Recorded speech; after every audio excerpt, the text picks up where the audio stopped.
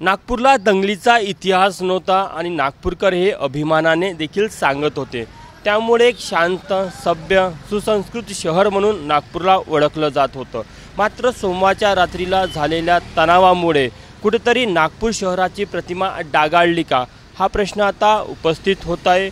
खरं तर या संपूर्ण घटनेमुळे फक्त समाज मनावर नाही तर उद्योग क्षेत्रावर देखील मोठा विपरीत परिणाम होण्याची शक्यता वर्तवली जात आहे।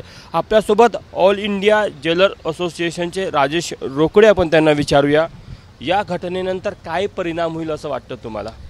मला असं वाटतं नागपुरात याच्या आधी ही 98 वर्षाआधी घडलेली घटना आहे। त्याच्यानंतर 98 वर्षानंतर अशी घटना पुन्हा घडते आहे महाल क्षेत्रात। आणि मागच्या 1.5 दिवसात जे महालाला झालं आहे त्याच्यामुळे आम्ही सगळे स्तब्ध होतो। परंतु ज्या प्रकारे आता प्रशासन आणि शासनाने याला कंट्रोल केलं आहे त्याच्यामुळे आम्हाला कुठलीच भीती नाही आहे। आम्ही नॉर्मली आता वॉकिंग करतो आहे आणि नॉर्मल झाल्यासारखं दिसतंय सगळे काही।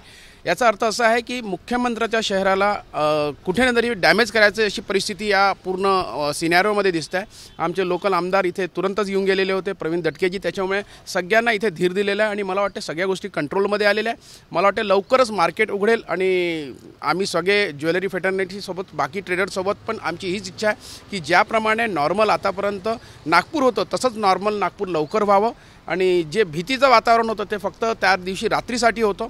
काल आणि आज आता कुठलीही भीती नाही आहे आणि मला वाटतं लवकरात लवकर प्रशासनाने पण हे नॉर्मल लोकांसाठी सुरू करावं, जेणेकरून व्यापारी वर्गाला व्यापार करायसाठी सोपी होईल। कारण की हा मार्चचा महिना आहे, याच्यासोबतच लगनसराय समोर येणार आहे आणि त्याच्यासोबतच सणसुदी पण येणार आहे। तुम्ही बघू शकता की आता 30 तारखेला आपल्याकडे गुढीपाडवासारखा एक मोठा सण आहे। तर कुठे ना कुठे व्यापाऱ्यांना व्यापार करताना त्रास न हो याच्यासाठी लवकरात लवकर सगळ्यांनी याला एक नॉर्मल करावं अशी मी विनंती करतोय। आपण बघितलं की तुम्ही वायब्रंट विदर्भाचे संयोजक देखील आहात। मोठ्या प्रमाणात इन्व्हेस्टमेंटला घेऊन नागपूरला प्रोजेक्ट केलं गेलेलं होतं।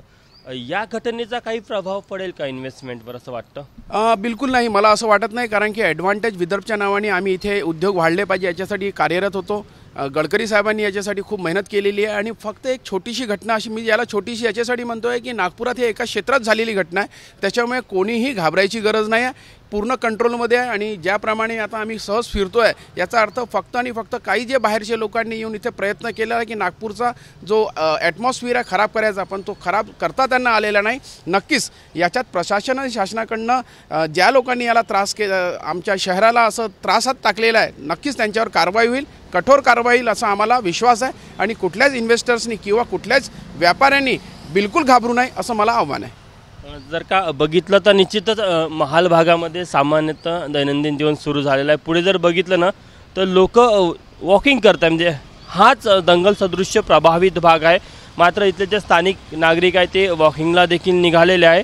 त्यामुळे तणाव आहे, परिस्थिती नियंत्रणामध्ये आहे। मात्र जे दैनंदिन जीवन आहे ते देखील सुरू झालेलं आहे। लोक काही तासामध्येच ही घटना विसरलेली आहे। त्यांच्या डोक्यामध्ये काय घडलं या गोष्टीचा विचार न करता आता ते दैनंदिन जीवनाला सुरुवात करतात। त्यामुळे ज्या महाल परिसरामध्ये आपण सध्या उभा आहे आणि तिथलं जर सकाळचं हे दृश्य बघा, एक काका आपल्याला वॉकिंग करताना येताना दिसत आहे, एक तरुण दूध घेऊन येताना दिसत आहे, काही महिला येताना दिसत आहे। हे बघा, हे देखील नागरिक वॉकिंग करत आहे। मध्ये सध्या जर का आपण महाल परिसरातलं जर का चित्र बघितलं तर सामान्य दैनंदिन जीवन इथल्या स्थानिक नागरिकांचं सुरू झालेलं आहे। पाठीमागे बघा, हा पेपर वाटणारा असेल किंवा इतर काम करणारे लोक असेल ते देखील दैनंदिन कामासाठी निघालेले आहे। त्यामुळे आता सध्या तणावाची स्थिती जरी असली तरी पूर्णतः या क्षेत्रामध्ये परिस्थिती हळूहळू सामान्य होताना आपल्याला दिसत आहे। त्यामुळे असंच म्हणावं लागेल की एक नवीन सुरुवात नागपूरकर करत आहे। कटू आठवणी विसरून एक नवीन सुरुवात होताना देखील दिसत आहे। कॅमेरामॅन व्यंकटेश नायडूसह तुषार कोहळे, एबीपी माझा, नागपूर। एबीपी माझा, उघडा डोळे बघा नीट।